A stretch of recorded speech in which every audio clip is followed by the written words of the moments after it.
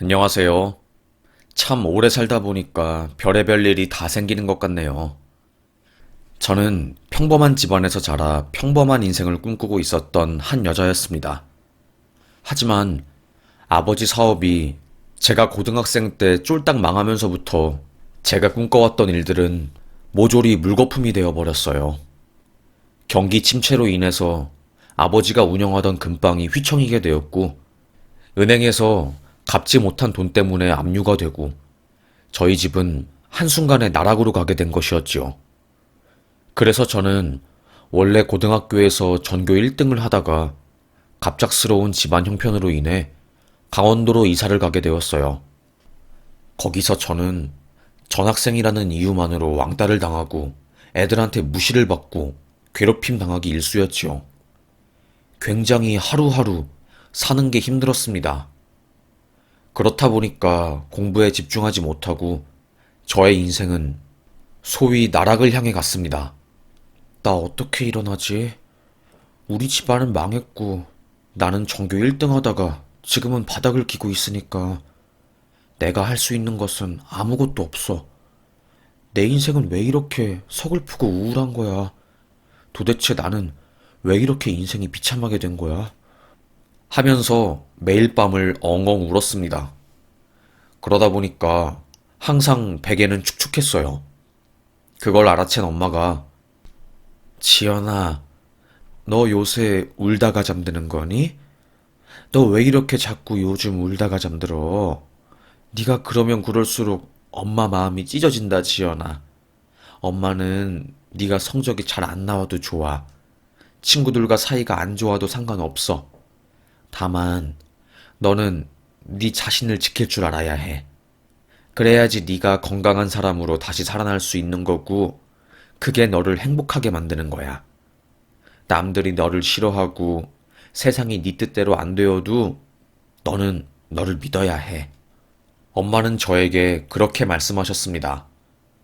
그래서 저는 다시 저를 믿기로 한번 굳게 결심을 하고 마지막 힘을 다해서 공부를 시작했어요.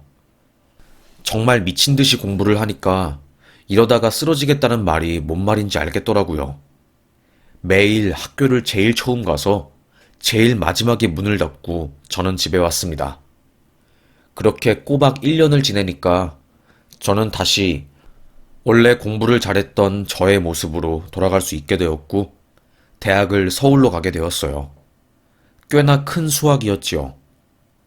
거기서 지금의 남편을 만난 거였습니다. 남편과 저는 같은 대학에 다녔고, 같은 동아리에 들어서 알게 된 사이였어요. 사실 MT에서 서로에 대한 마음이 있었던 것은 사실이었고, 저도 그 오빠에게 호감이 있었으니 은근한 마음을 표현했지요.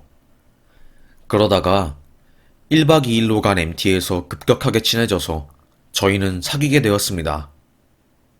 지연아, 아무래도 내가 너 좋아하는 것 같아. 정말 누구한테 내가 마음을 쉽게 주는 사람이 아닌데, 너라서 나의 마음을 주고 싶다.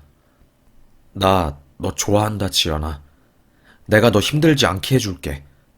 정말로 행복하게 해주겠다고 약속할게. 나랑 사귀자. 저는 그날 심장이 터지는 줄 알았습니다. 정말이야? 오빠 마음 진심인 거지? 나 그렇게 말하는 오빠를 믿어도 되는 거지? 당연하지. 나 너한테 약속한 거 꼭 지킬게. 비가 오나 눈이 오나 너를 지켜줄 거고, 네가 무슨 일이 있다면 내게 그 다음날 약속이나 중요한 미팅이 있어도 다 뒤로 하고 너한테 달려갈 거야. 그리고 너를 행복하게 해줄 거야. 이 약속은 내가 꼭 지킬게. 제 남편은 약속을 하면 무조건 지키는 사람이었습니다. 그래서 저와 사귀기로 한 다음 날부터 남편은 저의 행복을 위해서 사는 사람이었어요. 진짜로 너무나도 기뻤습니다. 제가 집안일 문제로 마음이 힘들어질 때면 제가 좋아하는 장미꽃을 항상 자취방 앞에 두고 가거나, 아프다고 하면 정말 버선발로 달려와서 죽도 끓여주고 감기약도 주고 지극정성으로 저를 돌보는 사람이었어요. 얼마나 제가 그 마음에 감동을 하고 눈물을 흘린지 몰라요. 저에게 한 번도 그런 식으로 진심을 다해서 대해준 사람은 없었거든요. 집이 휘청이고 어쩌다 보니 제가 가장이 되고 정말 심적으로 압박감이 심하고 굉장히 우울하고 외로운 나날들이 어마어마했거든요. 그래서 제 안에는 풀리지 않는 감정들이 굉장히 많았어요. 그러다가 저는 그 남자를 만나면서 아, 나도 누군가에게 사랑받을 자격이 있구나. 나는 굉장히 소중하고 중요한 사람이구나. 나는 그런 사람이구나. 라는 것을 깨닫게 되었고, 그때부터 행복해진 것 같아요. 그 남자는 굉장히 잘생겼어요. 학교에서도, 우와, 저 정도 얼굴이면 우리 학교 다닐 게 아니라 연극영화과 가서 배우를 하든가 아니면 오디션 봐야 하는 거 아니야? 그러니까 키도 크고 코도 진짜 높고 정말 대박 잘생겼다. 내가 만나본 남자 중에 저렇게 잘생긴 남자는 처음 본 것 같아. 이야, 부럽다, 부러워. 다들 이런 소리를 한마디씩 할 정도였어요. 하지만 오빠는 그런 의견에 신경 쓰지 않는 듯한 눈치였습니다. 얼굴이 밥 먹여주나. 그냥 나는 하고 싶은 게 있고 졸업하면 사업도 하고 싶어서 그거에 집중할 거야. 그리고 나는 관심 받는 일에는 딱히 재능이 없는 것 같아. 그냥 여자친구인 지연이 너한테만 사랑받으면 되는 거지. 안 그래? 오빠의 그런 말에 저는 흐뭇했지요. 얼굴도 잘생기고 어디 하나 빠지는 게 없는데 저에게 헌신하고 약속한 것은 꼭 지키려고 하는 그 마음이 저는 정말로 멋지고 대단하다고 생각했어요. 그 부분이 저를 반하게 한 포인트이기도 했고요. 그리고 대학을 졸업한 오빠는 바로 사업에 뛰어들게 되었어요. 워낙에 대학에 다닐 때도 공모전이고 뭐고 어마어마한 상을 휩쓸었고 그 덕에 국가에서 받는 지원금도 상당했거든요. 그래서 저는 오빠가 너무나도 자랑스러웠습니다. 저도 졸업하고 취업을 하게 되었고요. 사업이 점점 잘 된 오빠는 꽤나 큰 돈을 벌었고 그때 저에게 지연아, 이제 나 어느 정도 사회에서 자리 잡고 결혼 자금도 마련했으니까 우리 결혼하자. 결혼? 진심이야, 오빠? 결혼은 조금 이르지 않아? 응. 그런데 나 지연이 너 없으면 못 살 것 같아. 내가 너한테 고백할 때 약속했잖아. 무조건 너 행복하게 해주겠다고. 그래서 너한테 이렇게 굳건하게 약속한 거 지키고 싶어서 내가 사업할 때 힘들어도 너 생각하면서 버틴 거야. 그리고 어느 정도 성과가 나오면 너한테 무조건 청혼하겠다고 나만의 다짐을 한 거고. 지금껏 내가 너를 행복하게 해줬다면 다행이지만 그러지 못했다면 지금부터라도 더 너를 행복하게 해줄게.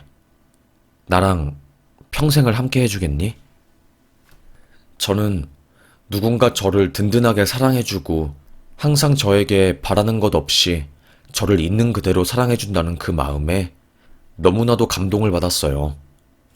기분도 좋고 이제 나는 이 세상에서 혼자가 아니다 라는 생각을 들게 해준 그 남자가 너무나 고마웠고 이 사람을 놓치고 싶지 않아서 24살이라는 어린 나이에 청혼을 받고 저는 결혼하게 되었습니다. 처음에는 시댁에서 어마어마한 반대가 있었어요. 그 반대는 시모가 한 것도 아니고 신우가 한 것이었지요. 처음부터 상견례에서 신우는 저를 입는 힘껏 째려보았습니다. 아니 참, 내 동생이랑 얼굴이 너무 다르네. 한쪽은 잘생기고 한쪽은 그냥 말을 말게. 오늘 아침에 생선 코너에서 본 넙치가 생각나네. 너는 지금 올케델레한테 무슨 말을 그렇게 하니? 좀 말버릇 좀 고쳐라. 시모는 신우에게 화를 냈지요. 신우는 아이 엄마 농담이야. 그냥 상견례 자리가 딱딱한 것 같아서 내가 농담한 거지. 그런 말도 못해? 순간 상견례 자리는 싸해지고 우리 엄마 표정은 굳었지만 이대로 분위기를 굳히기 싫어서 저는 애써 괜찮은 척을 했어요. 아이고, 저는 괜찮아요. 웃겼어요. 농담도 정말 잘하셔요. 제가 이런 식으로 받아치니 그때부터 신우는 저를 만만하게 봤던 것 같아요. 우여곡절 끝에 결혼을 하고 남편과 행복한 신혼생활을 보내고 있을 때 신우는 저에게 말했죠. 올케는 내 동생이 뭐가 좋아? 얼굴? 아니면 몸? 난 내 동생이 되게 별론데 참 신기하네. 끼리끼리 논다는 게 정말 맞는 말인가? 은근히 저와 남편을 까내리는 듯한 말을 많이 했습니다. 그런 말을 계속 듣다 보니까 저도 화가 나더라고요. 그런데 신우한테 제가 감히 대들 수는 없으니 그냥 아무 말도 하지 못하고 깨갱하고 있었지요. 그러다가 한번 남편에게 말을 꺼냈습니다. 자기야, 내가 시댁 관련해서 이야기하고 싶진 않았는데 형님 있잖아. 왜 이렇게 나를 못살게 굴어서 안달이야? 정말 저번에는 김장하다가 실수인 척하면서 구두로 내 발 밟고 거기서 끝나지 않고 또 내 발에다가 뜨거운 물 붓고 또 내가 당신이랑 있을 때면 따로 불러서 막 당신 욕하고 왜 그러는 거야? 왜 이렇게 나를 못살게 굴고 당신을 까내리는 거야? 제가 이런 말을 하니 남편은 조금 머뭇거리더니 그제서야 저는 몰랐던 신우와 남편과의 관계에 대해서 알려주더라고요. 우리 누나가 원래부터 엄청 관심받는 걸 좋아했어. 아무래도 우리 누나 얼굴도 되게 이쁘고 사람들이 탤런트 하라고 연예인 하라고 엄청 난리도 아니었는데 갑자기 내가 태어나고 한순간에 내가 얼굴로 누나의 관심을 다 가져오니까 누나도 나름대로 화가 난 거지. 그때부터 나를 엄청 미워하더라고. 그래? 아니, 형님 그 정도 얼굴이면 충분히 그런 관심 누리면서 잘 살 수 있을 텐데. 그래서 누나가 나 어렸을 때 엄청 힘들게 했어. 나 목 조르면서 죽으라고 한 적도 있어서 나 진짜로 머리에 산소가 안 가서 병원에 실려간 적도 있었고 내 얼굴 못생겨지라고 나 잘 때 얼굴에 식초 부어서 빙초산 부어서 진짜 큰일 날 뻔한 적도 있었고 나는 성격 자체가 관심받는 것을 잘 안 즐기는 성격인데 누나는 내가 성격도 활발하지 않은데 갑자기 관심까지 받으니까 질투가 났나 봐. 그런데 나를 괴롭히는 정도가 심해지니까 나도 누나를 상대하지 않게 되고 누나도 나를 미워하고 하여튼 이런 관계가 되어버린 거지. 알고 보니까 신우는 제 남편에게 질투를 할 수밖에 없더라고요. 사실 우리 누나가 얼굴로 동네에서 유명하니까 연예인이 되겠다고 어릴 때부터 연습생 생활도 어마어마하게 하고 소속사도 들어갔거든. 그런데 오디션에 붙고 이런 게 힘든 일이잖아. 맨날 오디션에 탈락하는데 나는 누나 오디션 따라갔다가 갑자기 캐스팅 제안 받고 그러니 더더욱 나를 싫어한 것 같아.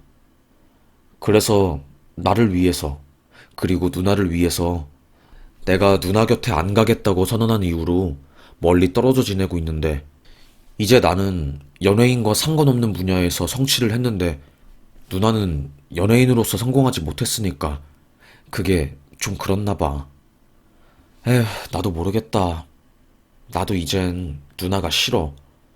누나가 나를 죽이려고도 했고 또 내 인생을 망가뜨릴 뻔도 했으니까. 남편의 몰랐던 가정사를 듣게 되니 신우가 이해가 되면서도 또 짠하더라고요. 그런데 그냥 동정으로 신우의 행동을 지나치기에는 너무나도 심각한 일들이 많았습니다.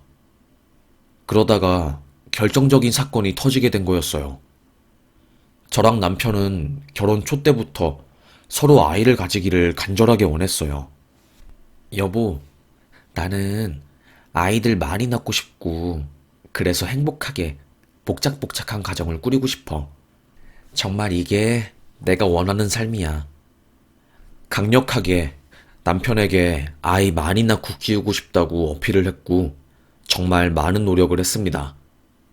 1년이 지나도 자연 임신이 안 되길래 이상함을 느낀 저는 이건 아니라고 판단을 하고 병원에 간 결과 원인을 모르는 불임이라고 하셨어요. 아무래도 자연 임신은 힘들 것 같습니다. 하지만 완전히 가능성이 없는 것은 아니기 때문에 시험관 최대한 빨리 시작하는 것을 제가 추천드리겠습니다. 자연 임신이 힘들다는 말에 심장이 무너지는 듯한 기분이 들었지만 저는 포기할 수 없었습니다. 그때부터 시험관을 시작한 게 꼬박 6년이 흘렀던 거였어요. 그러니까 저희는 결혼하고 나서 총 7년 동안 아예 아이를 가지지 못하고 계속 시험관만 하면서 하루하루 살았던 거죠. 얼마나 힘들었는지 몰라요. 그러다가 시험관이 아닌 기적처럼 자연 임신으로 아이를 가지게 되었고, 그때 정말로 경사가 일어나는 듯 했습니다. 저희 모든 가족들, 친가, 외가, 시댁 가릴 것도 없이 너무나도 다들 좋아하셨어요. 딱 한 사람만 빼고요. 그건 바로 신우였지요. 신우는 아이 가진 게 뭐 그리 대수인가? 키워봐라. 지옥불에 떨어지는 거지. 또다시 가족들의 관심이 저희 부부에게 쏠린 게 신우는 마음에 안 들었던 겁니다. 그러다가 어느 날 갑자기 신우가 저에게 건넨 한약 봉지. 올케, 내가 그동안 올케한테 너무 못되게 군 것 같아서 내가 아는 유명한 한의원집 아들인데 우리 올케가 임신했다는 말을 하니까 입덧도 심할 테니 이걸 꼭 먹여보라고 하더라고. 그래서 내가 가져온 거야. 아이 힘들게 가졌으니까 몸 건강하게 해서 잘 출산하고 내가 응원할게. 도깨비 악마처럼 못되게 구는 줄 알았던 신우가 저에게 따뜻하게 말을 하니까 저는 순간 마음이 사르르 녹아내렸어요. 신우에게 서운한 마음만 가득했던 제가 갑자기 신우가 저에게 건넨 아이를 위한 한약에 감동을 받은 거였지요. 그런데 그 한약을 먹고 3일 뒤 저는 유산을 하게 되었습니다. 미친 듯이 배가 너무나도 아팠고 저는 참을 수 없는 고통에 산부인과를 가게 되었어요. 거기서 급하게 검사를 받은 결과 아이가 사망했다는 판정을 받은 거였죠. 잘 지내고 있었던 아이의 갑작스러운 죽음. 저는 받아들이기 힘들었습니다. 의사는 최근에 뭐 갑작스러운 변화라도 있으셨던 건가요? 아니요, 그런 변화는 없었는데. 생각해보니까 최근에 안 먹었던 것을 먹었어요. 형님이 준 한약. 의사는 그 한약을 가져오라고 했습니다. 한약은 함부로 먹으면 안 되는 거예요. 심장에 부담이 갈 수도 있는 거고. 일단 가져와 보세요. 한약 성분을 본 의사는 깜짝 놀랐죠. 목단피, 홍화, 우슬, 이런 약재들이 다 들어가 있는데 이거 먹으면 임산부들 유산할 수도 있어서 절대로 복용 안 되게 하는 약재들입니다. 아니 대체 이걸 왜 드신 거예요? 아무래도 이 약재들이 산모의 아이한테 영향을 끼친 것 같은데. 아이고, 어렵게 한 임신인데. 의사는 탄식을 내뱉었습니다. 그리고 저는 너무나도 놀랐지요. 당연히 저는 신우가 준 거고 몸에 좋은 건 줄 알고 먹었는데 알고 보니 유산을 일으키는 약재들만 모조리 들어갔다는 말에 저는 말을 잃었습니다. 그리고 바로 시댁에 찾아갔어요. 형님, 미치셨어요? 제가 아무리 곱게 말을 해보려고 해도 정말 도저히 안 되겠네요. 아니, 이런 게 어딨어요. 진짜 이건 아니잖아요. 왜 저한테 그런 약을 주신 거예요? 제가 끝까지 모를 줄 알았나요? 제가 임신하고 저희 부부가 온 가족의 관심을 다 가져가니까 그게 또 질투가 나서 제 뱃속에 있는 아이까지 없애려고 한 거예요? 저는 울부짖었습니다. 제가 대놓고 그렇게 말을 하니까 당황한 신우는 제 뺨을 때리려고 했어요. 올케 진짜? 나를 이상한 사람 만들어? 나도 그냥 그 한약 어디서 얻은 거고, 먹으면 좋다길래 일부러 올케한테 준 건데, 내가 그 안에 뭐가 들었는지 어떻게 알아? 소리를 쳤습니다. 어머님은 이게 무슨 일인가 싶었고, 저를 따라온 남편은 내가 정말 누나한테 화내기 싫었는데, 지금까지 누나가 한 행동들은 살인 미수인 거야. 그리고 우리 아이가 죽었으니 이건 살인인 거고, 물론 누나는 그 한약이 이런 한약인 줄 몰랐다고 발뺌하겠지. 그것까지 생각하는 여자니까. 그런데 누나가 아무리 발뺌을 해도 누나가 지금껏 내게 한 행동들, 내게 질투가 나서 자는 나의 목을 조르고 얼굴에 빙초산 부어버리고 그런 것들을 보면 누나는 충분히 유산하는 약재가 들어있는 한약을 내 아내한테 줄 수 있을 거라고 생각해. 누나, 진짜 인생 그렇게 살지 마. 그리고 우리 앞으로 절대로 보지 말자. 정말 죽어서도 보지 말자. 이제 나는 누나를 용서하지 못할 것 같아. 누나는 악마야. 상황을 파악한 아버님과 어머님도 너 이게 도대체가 무슨 말이니? 우리가 들어서는 안 될 충격적인 이야기를 들은 것 같은데 빨리 말해봐. 너 또 질투가 나서 해서는 안 될 짓을 저지른 거야? 정말 엄마 아빠 미치겠어 너 때문에. 그때 신우는 발악을 했습니다. 아씨, 진짜 몰라. 왜 나한테만 다들 지랄들이야. 몰라. 그래, 내가 했다. 됐냐? 욕을 하면서 신우는 집을 나갔고, 그때부터 저와 신우의 관계는 원수보다 더 원수처럼 깊은 골이 생기게 되었고, 화가 난 남편은 아예 신우랑 연을 끊어버렸습니다. 그리고 시댁에서도 신우에게 지원해주던 모든 것을 끊어버리고 거의 남남처럼 살게 된 것이었지요. 아무래도 너무나도 오랜만에 정말 기적처럼 제 뱃속에 들어온 아이를 하늘나라에 보낸 신우는 어머님과 아버님, 그리고 남편과 저 모두들 용서하지 못한 거였습니다. 처음에는 법적인 조치를 검토하려고 했는데 이제 신우에게 약을 지어준 그 한의사도 발뺌을 하고 그렇다 보니까 입증이 어려워서 결국 진행은 하지 못하게 되었습니다. 하여튼 이런 일로 인해서 저와 신우는 정말 죽어서도 보기 싫은 관계가 되었던 거죠. 결국 저와 남편은 더 이상 아이를 가지는데 시간을 쓰지 않기로 했고 저는 아이를 포기하게 되었습니다. 오히려 그러니 마음이 더 편하더라고요. 그렇게 저희 부부는 아이가 없는 부부, 딩크인 삶을 보내게 되었습니다. 그것도 나쁘지 않았지요. 꽤나 행복했어요. 남편도 저를 행복하게 해주겠다는 약속을 지키기 위해서 정말로 최선을 다했고, 저는 그런 남편이 너무나도 멋있어 보였고 좋았고요. 그런데 문제는 중간에 크나큰 사건이 터져버린 거였습니다. 남편 사업이 거의 15년 넘게 건실하게 잘 운영되고 있었어요. 그런데 중간에 말단 직원이 남편 사업 계약을 완전히 개판으로 해버린 거였습니다. 큰일 났어, 당신. 아니, 우리 중국어 담당 대리가 중국 회사랑 계약을 잘못해서 우리가 수십억 위약금을 물어줘야 할 판이야. 원래 우리가 원하는 것이랑 완전히 숫자를 다르게 해서 그놈이 계약을 해버린 모양이야. 해지하려고 하니 그쪽에서 위약금 물라고 하고 이대로 진행하자니 우리 회사가 휘청일 정도로 지금 감당하기 힘들어. 저는 남편 회사 일에 대해서 잘은 몰랐지만 굉장히 심각한 상황이었고 그래서 남편은 한 달간 중국에 출장을 가 있어야 할 정도였어요.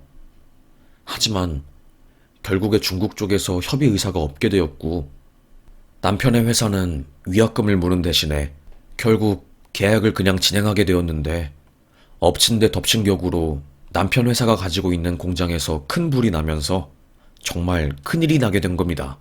해외로 수출 나가야 하는 물품들이 다 거기에서 대기를 하고 있는 상황이었는데 불에 싹 다 타버리니 돈은 못 받고 손해만 난 상황이었고 원래 회사 돈으로 그걸 메꿔야 하는데 여윳돈으로 중국과의 계약권 손해를 메우고 있었던 상황이라 회사 자금 사정이 최악을 향한 거였지요. 결국 남편은 어떻게든 회사를 살려보고자 엄청난 노력을 했지만 달라지는 것은 단 한 개도 없었습니다.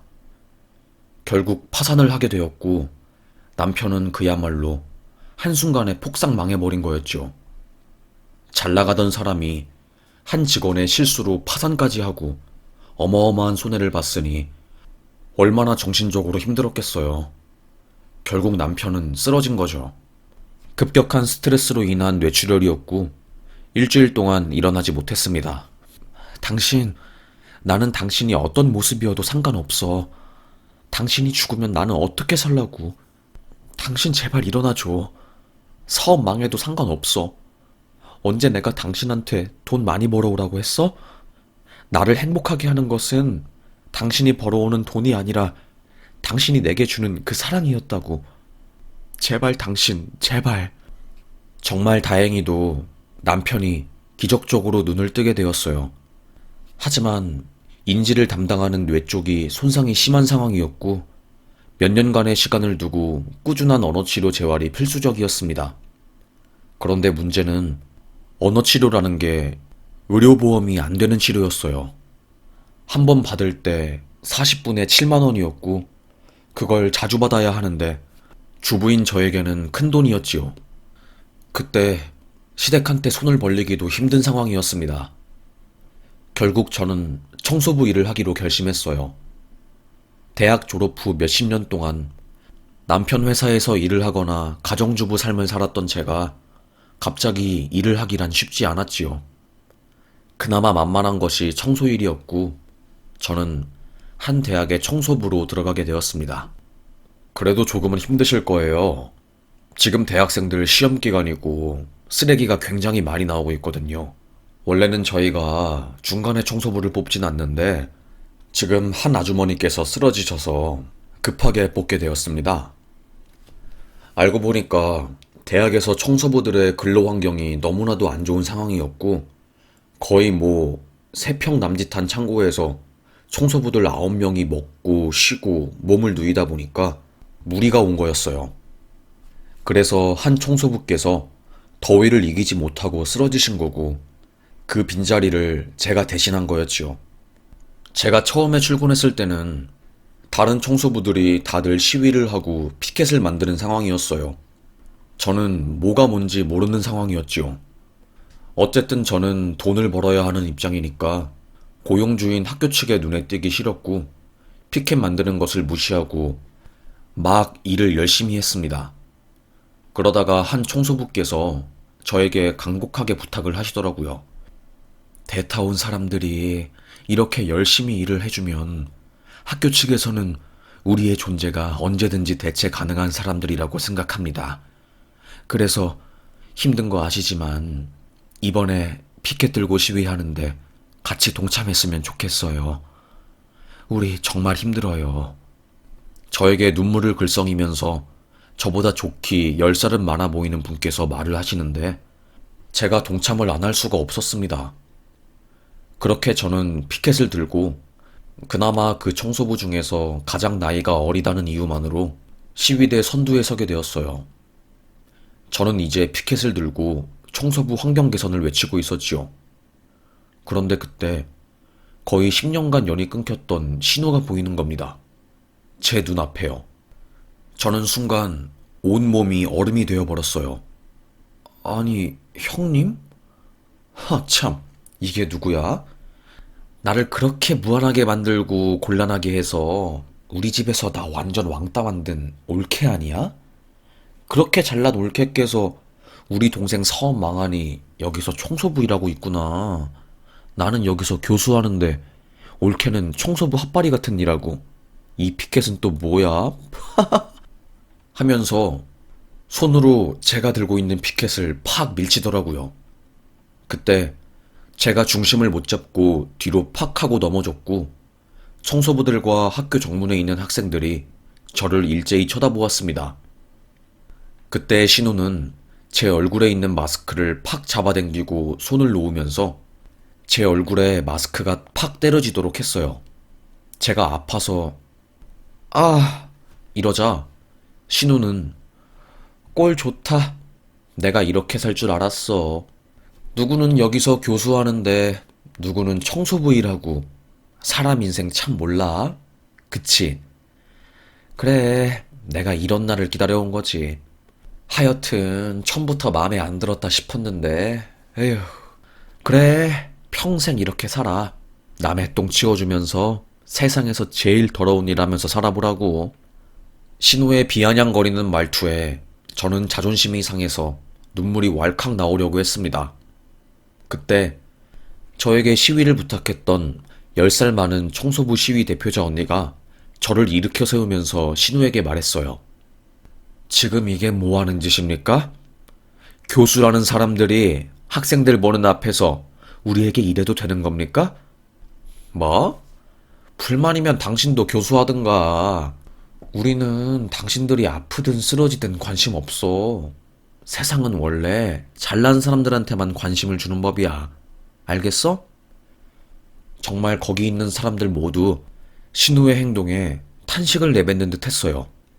그때 학생들이 막 핸드폰을 들어서 사진 촬영을 하고 웅성거리니까 경비원이 와서 상황을 정리하고 일단락이 되었지만 신우에게 한 방 먹은 듯한 기분에 저는 도저히 자존심이 상해서 그 시위대에 계속 있지를 못하겠더라고요.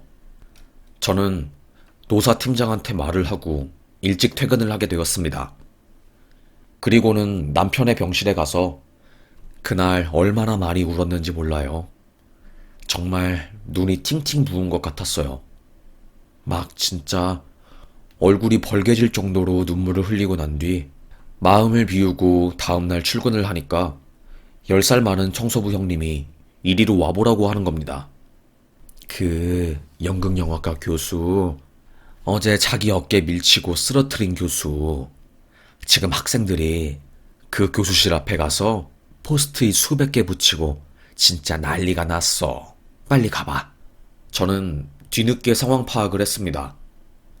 알고 보니까 신우는 연극영화과 조교수로 재임을 하면서 남학생들에게 취업과 성적을 핑계로 성적인 터치를 어마어마하게 했고 여학생들에게는 성적 수치심을 불러일으킬 만한 말들을 엄청나게 한 겁니다.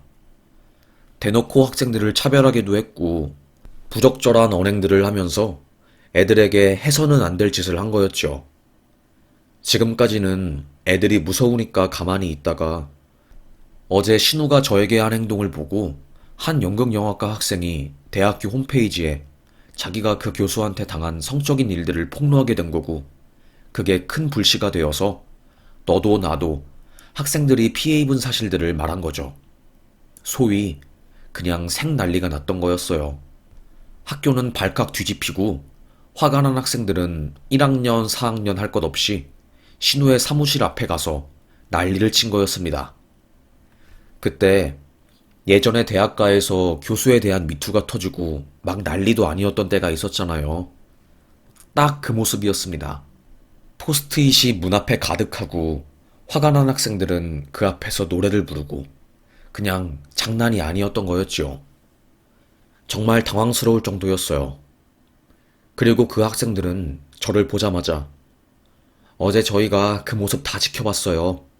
저희 손으로 교수님 물러나게 할 거고 청소부 아주머니 환경도 바꾸어 드릴게요. 저는 학생들의 굳은 약속에 눈물이 흘러내렸습니다.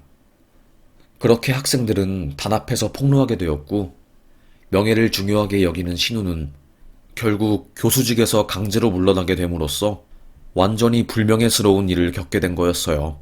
그리고 연극판에서도 신우의 그런 악행들이 소문나서 더 이상 강사, 교수로서 설 자리를 잃어버리게 되었고요.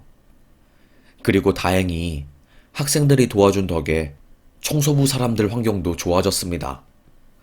그리고 이 일로 인해서 시댁에서도 남편의 상황을 알게 되었어요. 어머님은 왜 우리한테 말 안 했니? 이런 일이 있으면 우리도 도와줬겠지. 우리도 넉넉하진 않지만 이걸로 언어 치료비 보태렴. 치료는 시기가 중요한 거야. 그렇게 저는 어머님의 도움 덕분에 청소 일을 잠깐 그만두고 남편을 치료하는 데에만 집중할 수 있게 되었습니다. 다행히 남편의 인지 능력은 빠르게 돌아올 수 있게 되었고 저와는 간단한 의사소통 정도는 정말로 무리 없이 척척할 수 있게 되었어요. 얼마나 다행인지 몰라요. 정말 그때는 눈물이 나더라고요. 정말 다행인 게 남편의 대학 동기들과 회사 사람들이 남편이 쓰러진 사실을 알고 나서 다들 조금씩 돈을 보태서 건네주었고, 그 덕에 남편은 병원비 걱정 없이 치료받게 되었어요. 그렇게 결국 퇴원하게 되었고요. 그리고 나중에 들어보니 신우는 교수직에서 물러난 이후로 완전히 폐인이 되어서 맨날 술을 마신다고 하더라고요. 워낙에 열등감이 심한 신우는 교수 일을 하면서 학생들에게 갑질하는 재미로 하루하루를 살았는데 이제 그것조차 없어지니 죽을 기분이었지요. 에휴, 인생 착하게 살라는 말이 이래서 있는 것 같습니다. 다 자기 업보 때문에 지 인생을 꼬게 된 것이었죠. 하여튼 사실 지금은 저희 남편 사업으로 다시 재기하기 힘든 상황이지만 그래도 건강을 되찾게 되어서 조금씩 작은 일을 하면서 저와 다시 행복하게 살 수 있게 되었네요.